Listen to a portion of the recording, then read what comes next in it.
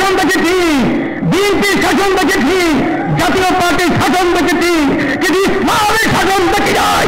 আজকে 24-এর পরে ইসলামিক শাসন বাংলার জমিনের ভিতরে বাস্তবায়ন করব। শাসন ইসলামের পতাকা পথ করতে থাকবে ইনশাআল্লাহ। হয়েছে আজকে বাংলাদেশের আনাচে কানাচে আমার রিক্সাওয়ালা ভাইয়ের, আমার শ্রমিক ভাইয়ের সর্বক্ষেত্রে যখন আমরা আলোচনা করি সবাই মুখে একটাই স্লোগান চলে আসছে, আমরা আওয়ামী লীগের শাসন দেখেছি, বিএনপির শাসন দেখেছি, জাতীয় পার্টির শাসন দেখেছি, কিন্তু ইসলামের শাসন দেখি নাই।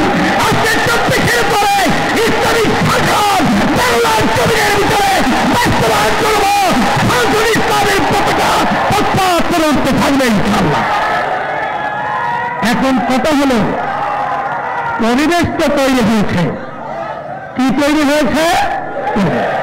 এখন এই পরিবেশ কাজে লাগাতে হলে আমি বলবো, আজকে বাংলাদেশের মধ্যে বিভিন্ন রাজনৈতিক দলগুলো তাদের নীতি আদর্শ বাস্তবায়নের জন্য আজকে দেখেন রাত্র নাই দিন নাই, অর্থকে অর্থ বলে করছে না, সর্বত্র তারা এমন ভাবে সারা দেশকে চষে বেড়াচ্ছে, সে তুলনায় আমাদের গতি যদি পাল্লায় না টিকতে পারেন তাহলে এই ফসল ঘরে উঠাবেন কিভাবে?